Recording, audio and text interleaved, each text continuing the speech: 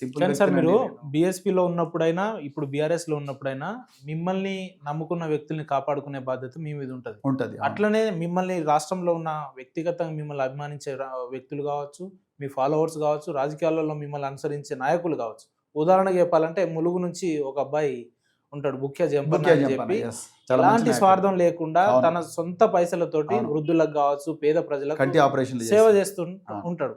అలాంటి వ్యక్తులు గూడా మీరంటే ప్రాణం ఇచ్చే అవును. వ్యక్తులు అవును. ప్రధానంగా వారి పేరు గూడా ఉంటది. అవును. అలాంటి వ్యక్తులు మిమ్మల్ని నమ్మి ఈరోజు రాజకీయాల్లో ఉన్నారు అవును. సార్. అలాంటి వ్యక్తులకు మీరు భవిష్యత్తులో ఎలాంటి భరోసాలు ఇవ్వబోతున్నారు? 100% అలాంటి వ్యక్తుల ప్రయోజనాలు కాపాడడం కోసమే ఆయన ఒక్కడే కాదు, ఇంకా చాలా మంది మందే శ్యామ్ గాని, హ్మ్. దాసరి ఉష గాని, కొమ్ము శ్రీనివాస్ అవును. అవును. యాదవ్ గాని, అవును. అట్లా అవును. చాలా నర్మదా అవును. కృష్ణప్ప, అవును. ఇంకా ఎంతో మంది శిరీష్ అనే అవును. అమ్మాయి గాని, ఫస్ట్. ఇంకా చాలా మంది నన్ను చూసి హ్మ్. రాజకీయాల్లోకి వచ్చారు.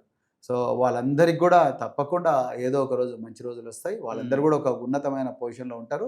నిజానికి నేను ఏముందని అధికారంలో రకరకాల పార్శ్వాల్లో అధికారాన్ని నేను చూశాను. హ్మ్. కానీ ఈ ఏ వర్గాలైతే అనాదిగా అధికారాన్ని, మీరు జంపన్న లాంటి వాళ్ళ గురించి చెప్పారు సార్. కాబట్టి సార్. చెప్తున్నాను.